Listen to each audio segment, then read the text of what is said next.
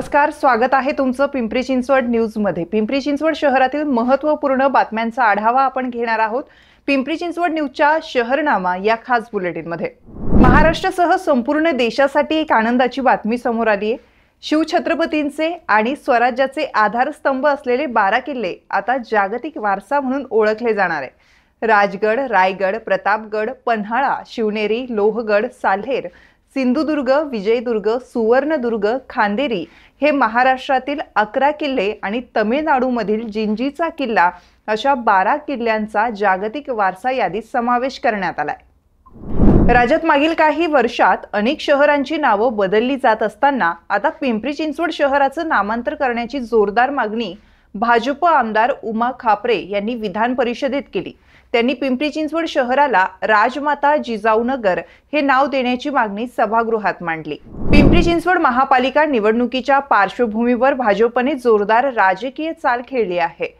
शहराध्यक्ष शत्रुघ्न म्हणजेच बापू काटे यांच्या नेतृत्वाखाली मनसेच्या जनहित आणि विधी कायदा सेलच्या शहराध्यक्षा ॲडव्होकेट प्रीती सिंह परदेशी यांनी संपूर्ण टीमसह भाजपमध्ये प्रवेश केलाय। या पक्ष प्रवेशामुळे पिंपरी चिंचवडमधील मनसेची संघटनात्मक ताकद मोठ्या प्रमाणात कमी झाल्याचं दिसून येत आहे। गेल्या काही दिवसांपासून हिंजवडीची वाहतूक कोंडी सोडवण्यासाठी मेट्रोकडून पावलं उचलली जात आहे। त्याचाच एक भाग म्हणजे मान डेपो ते बाणेर स्टेशन दरम्यान मेट्रो धावण्यासाठी पीएमआरडीए कडून प्रयत्न सुरू आहेत।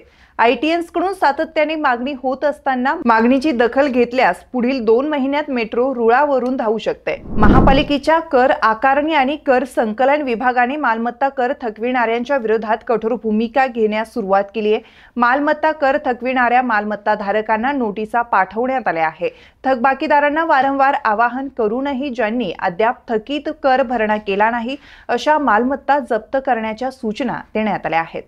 पिंपरी चिंचवड स्मार्ट सिटी आणि महापालिकेच्या पुढाकारातून शहरात वाहतुकीची वाढती समस्या हाताळण्यासाठी एक महत्त्वपूर्ण पाऊल उचलण्यात आलं आहे। पार्किंग पाल या स्टार्टअपच्या माध्यमातून निगडी, चिंचवड आणि नाशिक फाटा येथे प्रायोगिक तत्वावर सुरू केलेली पे अँड पार्क योजना आता कायमस्वरूपी राबवण्यात येणार आहे। पार्किंग पालच्या माध्यमातून नागरिक आता व्हॉट्सअपवरून जवळच्या पार्किंगची माहिती घेऊ शकतात, जागेचं आरक्षण करू शकतात आणि पार्किंगची अचूक माहिती ही पूर्वनियोजितपणे मिळू शकते। शहरात सार्वजनिक ठिकाणी अस्वच्छता करणाऱ्यांवर महापालिकेच्या आरोग्य विभागाकडून कडक कारवाई केली जात आहे। आतापर्यंत 7214 नागरिक आणि व्यावसायिकांवर दंडात्मक कारवाई करण्यात आली असून तब्बल 1,48,00,00,000 रुपयांहून अधिक दंड वसूल करण्यात आलाय। शहरात इंदोर पॅटर्न लागू करण्यात आला असून कचरा कुंडी मुक्त शहर ही संकल्पना राबविली जाते। 18 मीटरपेक्षा रुंद रस्त्यांची स्वच्छता यंत्रांद्वारे तसेच घरोघरी कचरा संकलन करून केली जाणार आहे।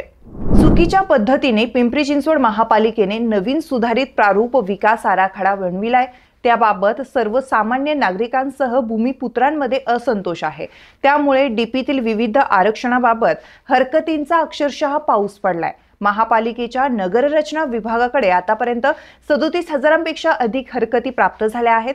हरकत आणि सूचना नोंदवण्यासाठी सोमवार दिनांक 14 जुलैपर्यंत मुदत देण्यात आली आहे। पिंपरी चिंचवड शहरात चेन स्नॅचिंग रोखण्यासाठी पोलिसांनी 8 ते 14 जुलै दरम्यान अँटी चेन स्नॅचिंग मोहीम सुरू केली आहे। संशयित दुचाकी स्वारांची, विशेषतः रुमाल बांधलेली, हुडी घातलेली आणि स्पोर्ट्स बाईक स्वारांची झडती घेतली जाणार आहे। तपासणी दरम्यान वाहन परवाने आणि कागदपत्रांची ही तपासणी होणार आहे। या मोहिमेत परिमंडल 1, 2, 3 चे पोलीस उपायुक्त, गुन्हे शाखा, वाहतूक आणि स्थानिक पोलीस सहभागी होणार आहेत। या बातमीपत्रासह आपण इथेच थांबतोय। पाहत रहा पिंपरी चिंचवड न्यूज।